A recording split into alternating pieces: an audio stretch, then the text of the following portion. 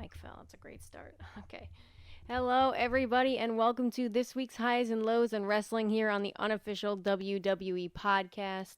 Today is Sunday, June 27th, 2021. My name is Mimi Burris, and we've got a whole lot to get into per usual with a terrible Hell in a Cell pay-per-view overall, some awesome AEW stuff, NXT, SmackDown, all the like. We're going to get into it right after this. Hardy with a powerful right hand knocking Sammy Guevara through the stage.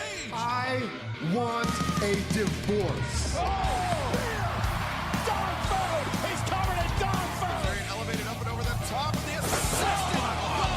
Bailey, no, get down! Are you kidding me? You ruined my life! I told you I was gonna ruin yours! I'll feed a whole family with this title.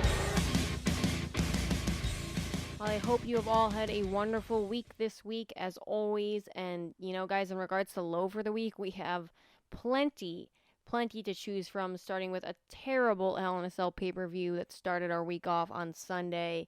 Some weird stuff going on Raw, per usual.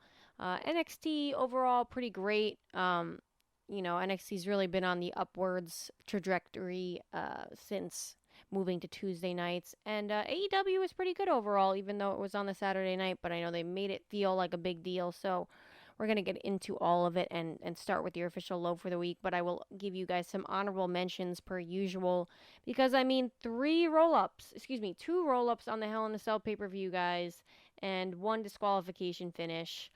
WWE just killing it with the 50-50, not being able to decide booking. So, we could start with Shayna Baszler versus Alexa Bliss at Hell in a Cell.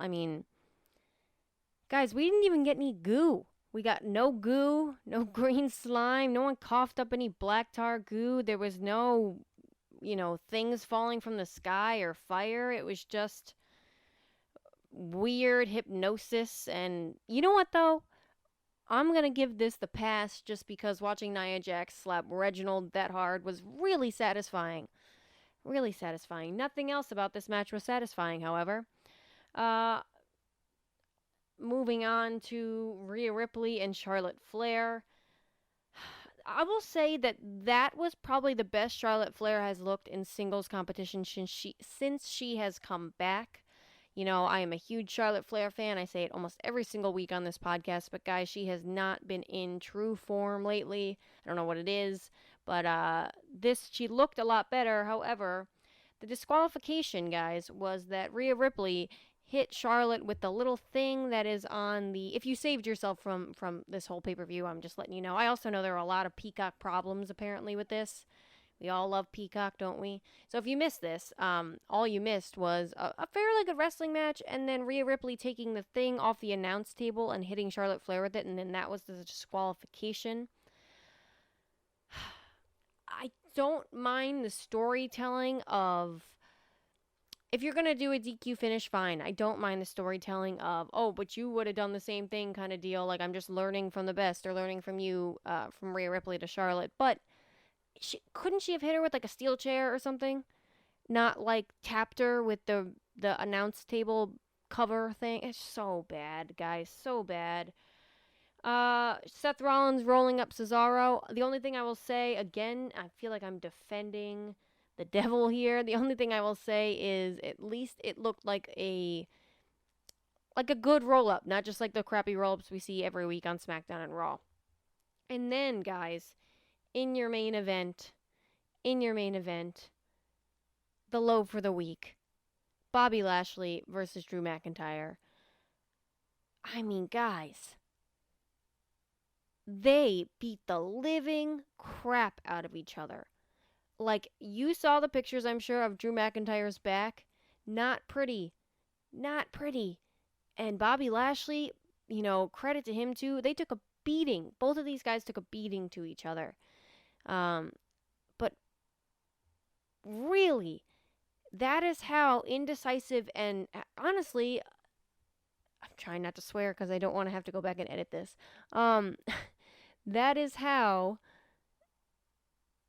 indecisive and scared, let's use the word scared people, creative is. They can't even make the decision. Your champion isn't even allowed to look strong.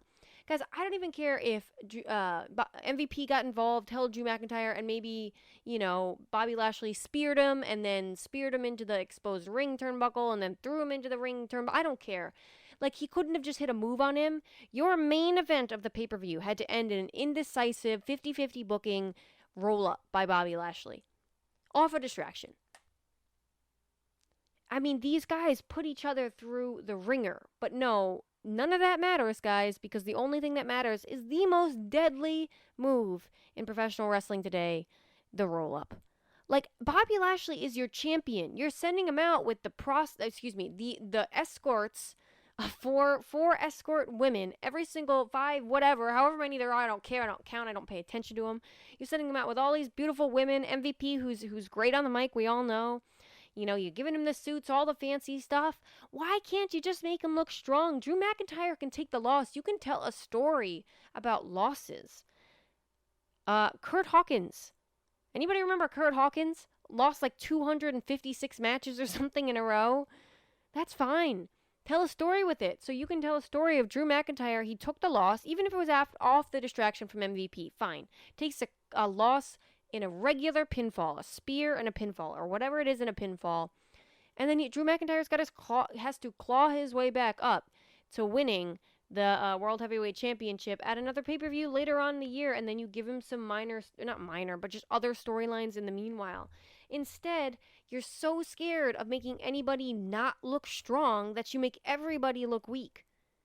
I'm so sick of the 50-50 booking. And then, nonetheless, guys, they say, Drew McIntyre, you can never challenge for Bobby Lashley's championship again, yet he's put in a Money in the Bank qualifying match the next night on Raw.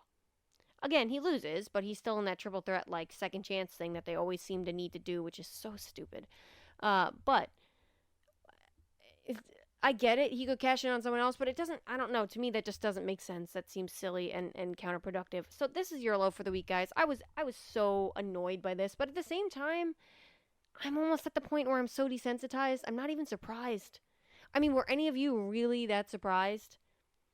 We could go on over to SmackDown, where Carmella is already because they only have 7 women on the roster. Carmella's already announced for the Money in the Bank ladder match, but Liv Morgan is not. Liv Morgan has to beat Carmella, even though Carmella loses.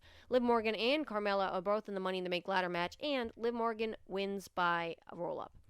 I called that before it happened, and you can see me make these wonderful, amazing calls because WWE is so stupid and predictable on Twitter. Because, guys, I did it. I caved. If you missed my Patreon exclusive podcast, I talked about it on there, but I'm on Twitter, guys.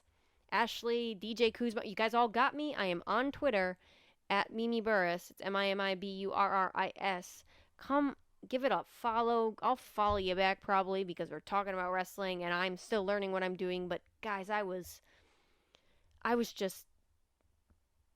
glad I didn't have a Twitter on Sunday when Hell in a Cell was going on. We were talking on Discord about it, though, on the Discord server that you get here for just subscribing to Patreon. And we were all trashing this because this was terrible and stupid. And WWE is a bunch of little... You know what? I'm going to do it. I'll edit it. It is worth the editing. WWE is a bunch of scared little because they can't make a decision as to who could be strong and who could be small. Not small. Who could be strong and who could lose. You can also, guys, believe it or not, let's go on over to our high for the week. Perfect transition there. And you can be strong and look good in a loss. So our high for the week is none other than AEW Dynamite Saturday Night main event, Jungle Boy versus Kenny Omega.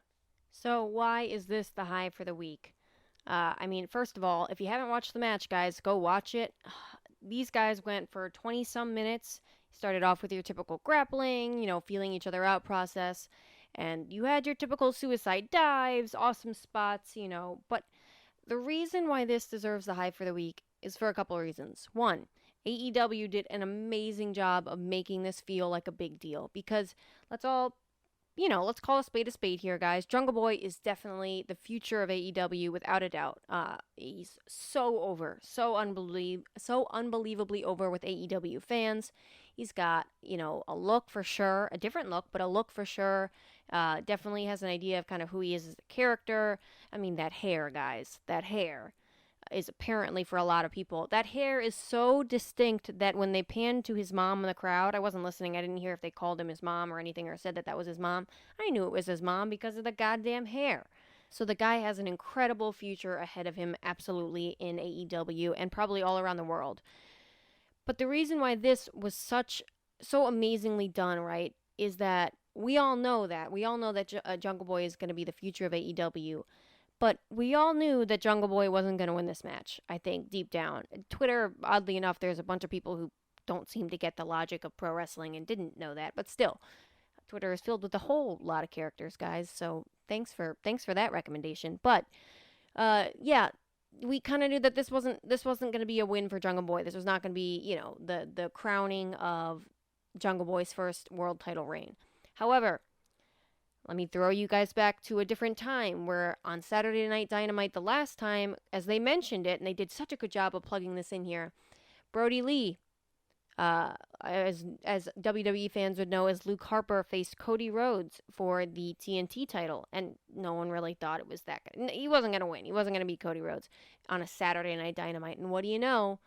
Brody Lee beats Cody Rhodes for the TNT title, and so all of a sudden we have this seed of doubt in our brains that like, oh, I mean, maybe he could. Maybe Jungle Boy could. And they played off that perfectly by one, like I said before, inserting that little, recap of the match of Brody Lee and Cody Rhodes in the TNT title earlier on in the show. And then two, the psychology of the match between, of course, Kenny Omega is so amazing at this thing called pro wrestling. But the psychology of the match between Jungle Boy and Kenny Omega, where they made it so, yeah, I knew going into it, Jungle Boy's not going to win. But I told my fiance, we were watching it together, and I said, watch, they're going to catch me, at least on one or two occasions where I'm going to be like, oh my God, he could do it right here. In that split second, those near falls are so well done. So really, obviously they weren't necessarily near falls by pinfall, but when Jungle Boy had him in the submission, and I'm blank, the snare trap submission, that's what it's called. The snare trap submission, I really thought, at least on the second one, I was like, oh my God, could he tap? Or at least I thought someone was going to come in. Yes, this match was not perfect. There were a couple of things that could have been done better. I didn't need the Good Brothers and whoever coming out, again after they were already kicked out from ringside. And the after the match crap I never need to see again, but you can hear all of my thoughts on that as I am going to record the AEW Dynamite review show later on today. A lot of stuff to do today. So I'm going to talk more about that, and you can hear my thoughts on the entire show and that on that podcast. I'm not going to throw that all on here. I didn't need that, and I didn't need the, like I said, the further attempt of interference that didn't even really do anything. It was unnecessary to me, and AEW is really pushing the button there with all that interference. But here are all my thoughts on that when we upload the AEW Dynamite review show later on today. Though, guys, that One-Winged Angel attempt into the counter of the Poison Rana, oh my God, I thought Kenny Omega broke his neck. So, such a great match, so exciting. Great to have a full, packed crowd of fans at Daly's Place. I'm excited for them to get out of Daly's Place. I know it's nice to have fans back, but it almost just kind of, it's like as if you put a bunch of fans in the Thunderdome. I don't know, it's the best way I can explain it. It still kind of reeks of pandemic era. But I'm so happy I got to watch this match live last night. I hope you guys go check it out if you haven't seen it. And I know kind of we're on a shorter show than usual this week, guys, but I do not have a lot of time left in the day, and I've still got a whole nother AEW Dynamite review show to record today. However, we do have an email. And you know what, guys? I've decided, because I do get a bunch of great emails from you, but I've said before, a bunch of you, we're just emailing back and forth talking about wrestling, like, not necessarily have questions for the show. You can always tell me. I don't throw it on here unless you guys have specific questions for the show, or you mention that just because I don't have a lot of, I don't want to waste anybody else's. This isn't a mailbag. Matt does that show, but I do, if you guys specifically say it's a question for the show, I do like to throw it on here. And so I've decided that the only person who really does that is Aiden from Ireland. So this new segment is just going to be called Aiden's Question of the Week. Aiden, now you have to send me at least one question every week for the show, because you have your own segment on the highs and lows in wrestling here. So you got two questions. And your first is, crush in AEW, WWE, as my wife allows me one lady to crush on in wrestling. For me, it's Sonya Deville. Ironic gay, I know, yes, it's actually her intelligence suits her Suits then, looks last. Suits then and looks last, sorry. I'm sure your fiance won't kill you. Spill the beans, Mimi. Well, that is a great question, actually. And I'll say when I was younger, it was Kelly Kelly because I don't know how you don't crush on Kelly Kelly.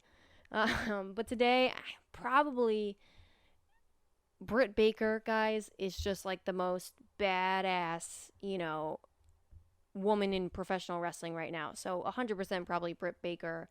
And maybe let's go with the piece that is Pretty Peter Avalon, guys. If you don't know who I'm talking about and you don't watch AEW, Pretty Peter Avalon is just, sorry, David Beckham, all of your, super fancy model looking guys. Pretty Peter Avalon is coming up right behind you. Coming up next. Him or Cameron Grimes, guys. All right, and then you said live crowds. So we have live crowds from July 16th, about 3 weeks away. Who do you see the biggest pops and boos on both SmackDown and Raw? Thanks, I think, on SmackDown, Cesaro and Rick Boogs and KO for cheers. I think boos for Corbin and Rollins and the big dog Roman. On Raw, I think New Day and RK Bro and Nikki Cross for cheers, big time. I think boos for Jackson Riker, Charlotte Flair, and Eva Marie. Savage for Eva Marie. I would love for that to happen. Yeah, I love all your suggestions. You kind of took the words out of my mouth. I'll have to think. First of all, Rick Boogs better get the biggest pop in wrestling since the glass shattering, because Rick Boogs is the greatest thing to happen to professional wrestling in a long time.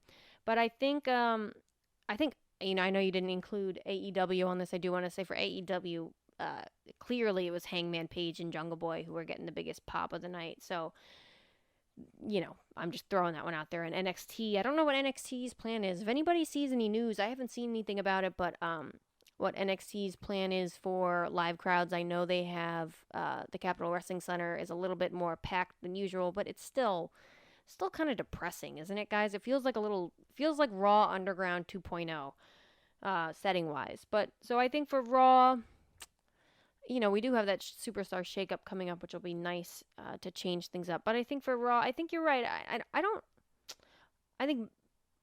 I want to say RK Bro and Matt Riddle, and I know there have been some outside issues with Matt Riddle and nothing's confirmed, but really how much were things looked into. So, but I think you're right. I think Matt Riddle, RK Bro will get a big pop. I'm hoping, and I think I said this a while back on my show with Matt, I'm hoping it's going to be kind of a Sheamus Cesaro when they were at the bar pop, where you just boo Randy Orton and then you cheer Matt Riddle. So yeah, I'm with you. I think RK Bro is probably going to get the biggest pop on Raw. Raw just depresses me so much. I can't think of anybody off the top of my head who I'm actually enjoying. And maybe one of the biggest boos, Bobby Lashley, maybe, just because of all the crap that they're doing with this character. I don't know. I'm super interested to see. I remember at WrestleMania, obviously, Roman Reigns got a very nice booing response, but I also thought that Edge might get booed, and guys, he got cheered bigger than Daniel Bryan, so who knows. I like your Nikki Cross suggestion as well. I'm hoping Naomi gets cheered, gets a big pop. There's a big pop. And as for boos, yeah, Jackson Riker probably. I think Elias might get a big pop. I think you guys might be surprised. And Charlotte Flair and Eva Marie. I think you took the words right out of my mouth. I don't know. I think Rhea Ripley gets cheered too, because we all want to hold on to what Rhea Ripley was. It's kind of like how I come on this podcast and continue to complain about Shayna Baszler when, guys, there's no coming back from what they've done to her as a wrestler in WWE. So, well, thank you, Aiden, as always. And that's your, maybe I'll put a little jingle together. That's your Aiden question of the week, Irish Aiden question of the week. And with all that being said, guys, the last thing I do want to touch on, I was thinking about making it my low for the week, but I just couldn't look past that main event at Hell in a Cell. I do want to touch on the releases that happened, obviously, just a day or two ago. As always, guys, this is a billion-dollar company. There's nothing new to say about this at this point. It's a billion-dollar company that has plenty of money, record profits this year, and that just don't care about human beings and their lives and their jobs, because I understand, yes, companies have to get rid of excess people, right? That makes sense to me.